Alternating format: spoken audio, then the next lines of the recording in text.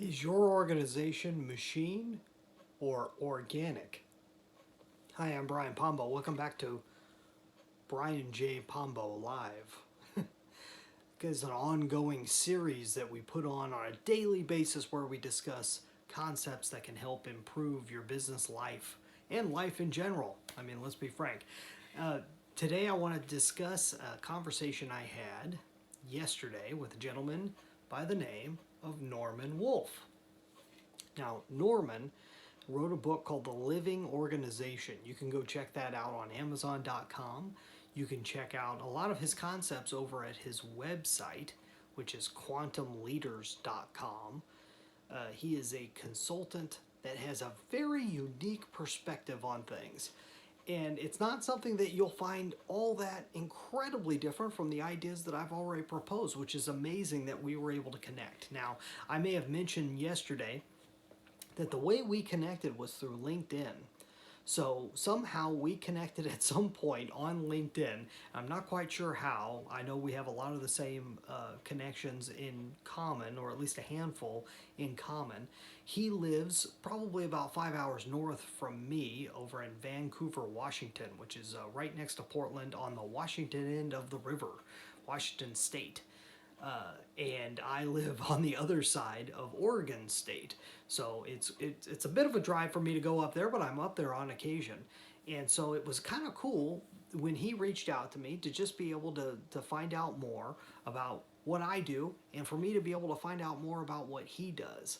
So when he originally booked a meeting with me, I had checked and looked up a little bit about him, but I did not quite get a grasp of what he was all about. And then I sat down and we talked over a Zoom meeting, which, as I mentioned yesterday, Zoom is a video chat platform.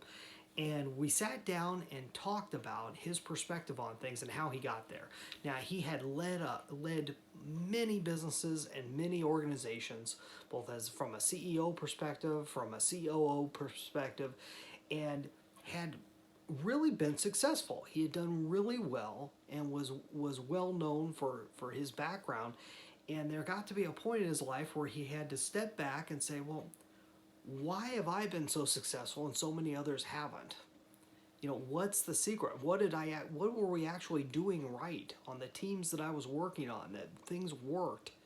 What were we doing right? And so he went on this long search, studying everything he could from the secret and all these different concepts that have been out there and that describe how to achieve success, especially within an organization.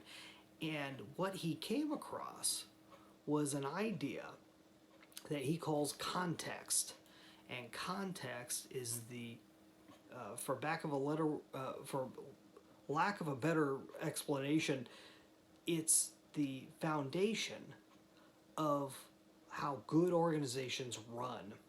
Context is the principles that they run by. Context is the values that those individuals within that organization run things by, and so it allows them to be able to change quicker.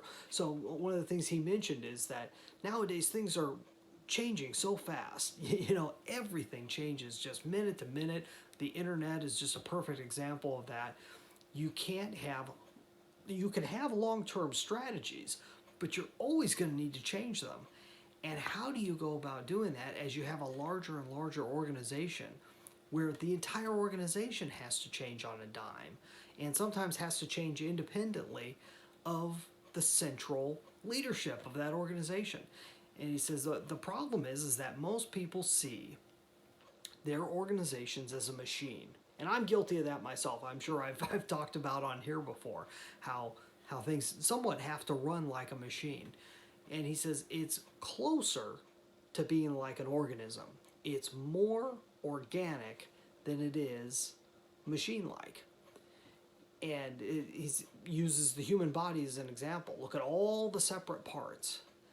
How well does the body work when any of these parts turns against the other parts? It doesn't work very well. They're not all selfishly aligned. They all have their own duties. They all have everything that they need to do. Each different part, each different cell, each different function of the human body but it all works in conjunction with everything else. When one thing changes, everything needs to change a little bit, or at least needs to be told. Oh, there goes my picture. Let's see if we can bring that back. Can't wait. I've got the computer over there. There we go. And so he described how an organization needs to have that type of mentality to it. It has to all think on its own terms.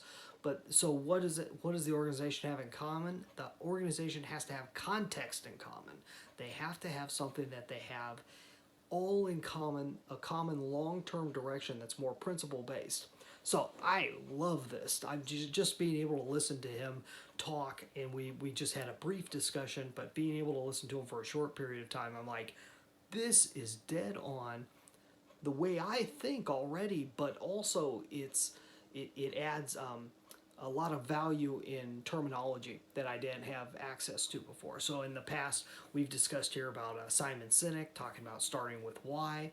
We've talked about the concept of principles being more important than strategy, and strategy being more important than tactics, and just making sure that you have a proper order when you're sitting down and organizing your long-term ideas for a company, and having that why being the most important part. Well, he calls that context, and he has other terminology for other things. I can't wait to sit down and read his book because it's really great stuff, and I hope to be able to interview him and be able to do things in the future with him, because I think he's really onto something.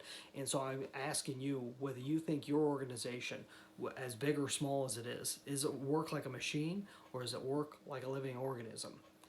And that's a great question to have, and we're going to dig into some of these ideas more in the future. But I'm really thankful that I got to run in to Norman Wolfe with Quantum Leaders.